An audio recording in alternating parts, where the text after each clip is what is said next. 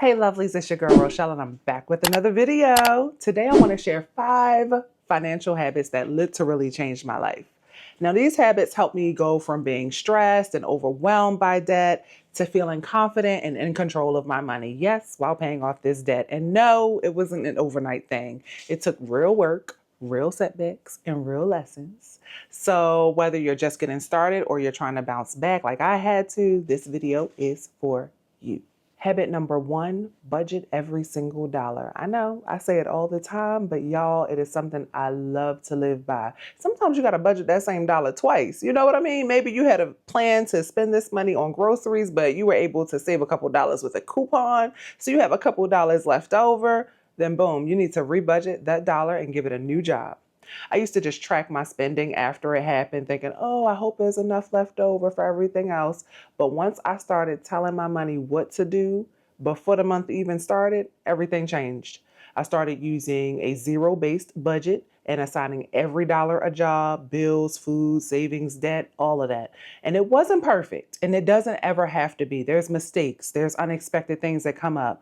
But I always took a look at my money and tried to see what I could change. It's almost like you're giving your money a job, a mission. And when your money has a mission, you're going to start seeing your progress faster and knock out your goals. Number 2, use a HELOC to crush high interest debt faster. Now, this is something that I haven't really shared an update on recently, especially in the last month or two, but I have an update video coming for you soon.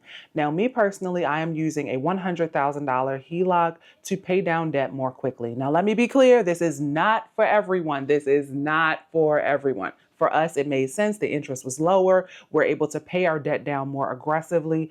And you have to be consistent. Guys, if you're not consistent, you will not see the needle move. You will not see your goals accomplished. Now, the goal is not to take on new debt. It's to use this as a vehicle to be aggressive and pay off debt more quickly while budgeting and tracking our expenses weekly.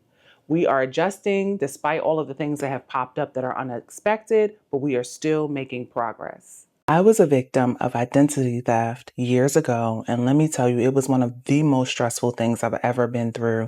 Someone used my personal information like it was theirs, and it took months to clean everything up. That's why I use today's sponsor, Aura. Now, if you've ever wondered how scammers get your phone number or why your inbox is full of spam, it's because of those data brokers. These companies collect and use all your personal information without your permission, and they make billions doing it. Aura helps to protect you by removing your personal information from those shady sites automatically, and they don't stop there. Aura also alerts you if your information shows up on the dark web. They send you real-time fraud alerts and even include a VPN, password manager, and more, all in one app. Now, I wish I had Aura back then, but I'm glad I have it now. I trust them to protect my family, and I recommend them to you. Try Aura free today for the next 14 days at aura.com/RAbudgets. That way they can get to scrubbing your data without you lifting a finger. I'm not leaving myself vulnerable again, and neither should you. Tip number 3, automate your savings and make it a habit, and then set it and forget it. Make it invisible. Make it invisible. Forget that you have money going to a certain savings account. One of the best things I ever did was set up auto pay and automatic transfers. I don't care if it's $5. Out of sight, out of mind, don't touch it. This money has come to save us in the long run so that we can reach for it when we truly needed it, when we have these medical emergencies coming up. And if you ever feel like that emotional tug of whether I should spend it or not, it's helped us build our emergency fund quickly without the emotional tug of, ooh, should we spend this money on? Should we do this instead? The plan is to save and pay down debt, then that's what we're going to do.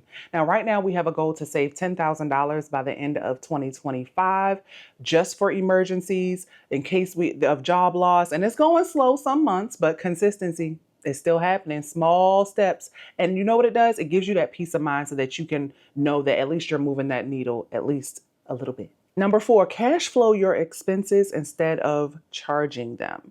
This is a habit that I broke in 2024. Y'all, you cannot reach for a credit card. We have had car repairs, dental work, school stuff with our daughter, medical stuff with our daughter. We swipe it and figure it out later. Now, all of this changed. We plan ahead.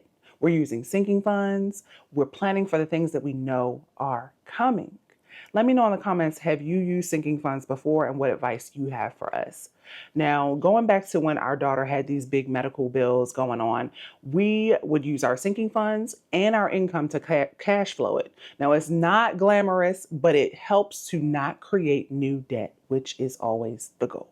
So that means we had to slow our overall go down, but it's okay. We still were able to not accumulate new debt. Habit number 5, this is it, y'all. Never stop learning about money. It never ceases to amaze me the things that I am still learning in 2025. And I will have an updated video sharing more about what I've been doing different with my money in the new year. Of course, I'm watching YouTube videos, I'm reading blogs, I'm researching, I'm using people's real life experiences, and I'm just tweaking my strategy so that we can survive even in the tough seasons. We got crazy economy right now, and the goal is just not to stop. We don't want to stop budgeting just because things are going on in the world that we have no control over. We want to control what we can to help weather the storm. Now, I'm just one person sharing my story, and if it helps even one other person to take control of their money, then it's worth it. So let me know in the comments, did you find any of my tips useful? And also contribute to the conversation. Have you found that there's anything that you're doing that really works for you in the new year? Remember, financial freedom is not about being perfect. It's about being committed. So we want to learn, adjust, and improve. So if we just recap those 5 tips, budget every dollar every month, use a HELOC to pay down debt more quickly, automate your savings and make it invisible, cash flow your expenses, no more charging a credit card, y'all. And finally, number 5, keep learning and growing your knowledge about money. These habits have helped me and my family to rebuild after these setbacks. It helps us to stay focused, and it helps us to feel hopeful again, which I feel is most important. Guys, if you don't feel hopeful about your current money situation getting better, then it starts with what's going on right between your eyes, guys, right up here mentally. So if you found any of this content helpful, drop a money bags emoji in the comments. Let me know what you found helpful, what you're working on right now. I want to learn from you. Let me know what you do. Make sure to hit that like button, subscribe, and turn on your notifications. And remember, no matter where you are on your money journey, you can do this. Thank you for tuning into today's video. And of course, I'll see you in the next one.